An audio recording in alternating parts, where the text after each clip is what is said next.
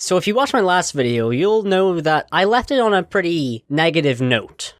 What the fuck?! And negativity isn't what I want to leave my videos on. So now I'm going to talk about something I'm feeling cautiously positive about, which is Pokemon Legends Arceus. And if you want to see some more positivity, you should subscribe and watch my old videos, and make sure to watch my future videos about positive things. Hopefully positive things. Anyway, so if you missed it, Game Freak announced a open world Pokemon game based in a historic interpretation of the Sinnoh region. And why am I feeling positive about it? Well, it's mainly because it's finally the open world game that we've been dying for. But firstly, we need to address the issues. Game Freak makes no secret in the trailer of showing us some lower frame rate models, some questionable textures, especially in the distance, but at the same time, you know, the trees look good this time, so that is a positive thing. Even if this game is based on ancient Sinnoh, and isn't the Sinnoh that we're used to, it still is an HD interpretation of the region, so I should be grateful for that. Gameplay-wise, it seems pretty similar to The Legend of Zelda Breath of the Wild. Except, you seem to be able to aim your Pokeballs at different Pokemon, so I hope that uses gyro controls or something. So it's like a third-person shooter, I guess, except you're throwing Pokeballs at Pokemon, instead of shooting people's heads off, which I suppose is a positive thing. You know, we don't like violence on this channel. There's some unconfirmed things, is that you're not actually controlling the Pokemon. I don't know if that's true. You send them out and you try to survive the battle as a trainer as you watch your Pokemon do different attacks. I don't know if that's true. This is from a magazine scan, which I don't know if this is confirmed. But I do know that the trainer can take damage in this game, which is a pretty big deal. I think that's the first time they may have done this. Maybe they do it in Pokemon Ranger, I'm not sure. We don't know too much about the gameplay, but it's very clear that mechanically this is probably the evolution the Pokemon franchise has been dying for ages, because think about how much Pokemon has changed since 1996, and yeah, well, it hasn't.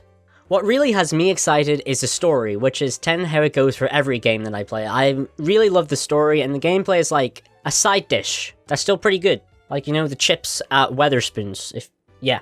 Once again, we don't know too much about the story, other than it probably will expand on the legend of Arceus, because it's called Pokemon Legends Arceus. And I hope it expands also upon the history of Sinnoh, and goes deeper into some of the lore that we see in the library, but probably won't cover the part of humans mating with Pokemon, because they need to sell the game to kids. So we can't have that. But hey, I'm down for some God of War action.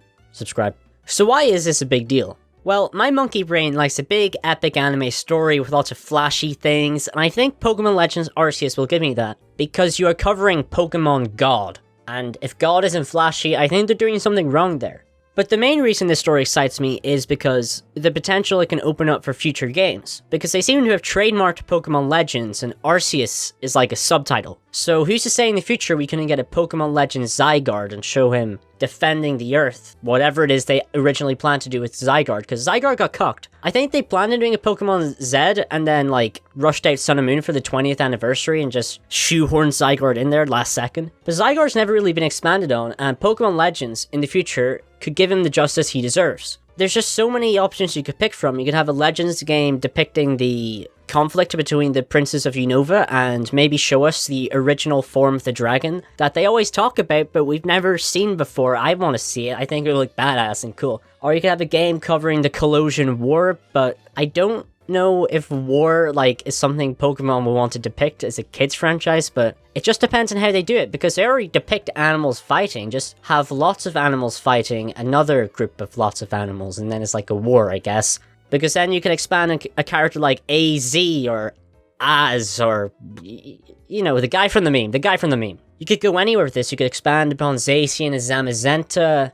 Basically, you can go into the lore of pretty much any region and create a whole series out of that. And it's just kind of like, for people who like story, it's like a wet dream. That's what this is. It's just such a great opportunity to expand upon the world of Pokemon and really flesh everything out and make the world seem even more real by giving it a history, because that's something we really should see about this world. And don't even get me started on the anime series they can make based off of Legends. They could have it like Pokemon Generations and the Mega Evolution specials, have them take a darker tone like that. Oh, it could be so good if they do it right. I'm still thinking about that Unovan dragon. That could look so cool if they did it. And then even just Legends Arceus. We finally get to learn more about Arceus, which is just great. Don't know what they're gonna do. They'll probably expand on Unknown. I don't know if Palkia Dialga will be in that game, but it's gonna be so good.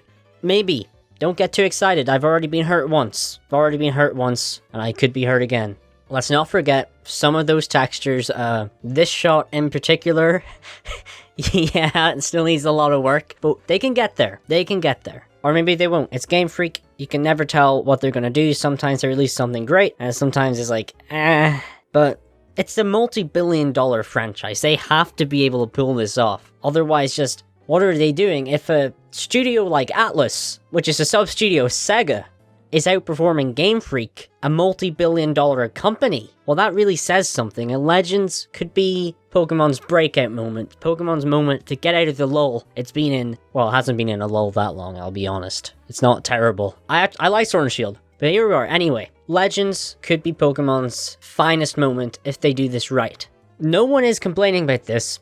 It's a game we've been asking for ages, a Breath of the Wild-esque Pokemon, but we just can't get our hopes too high, because it's Game Freak. But hey, it's fun to speculate. Speaking of speculation, if you have any other story ideas for where Legends can go in the future, definitely leave that down in the comments, and leave a like, subscribe, and watch the rest of my videos. That's about all I have to say on this topic, so I'm just gonna head out and read some more angry comments in the Diamond and Pearl video.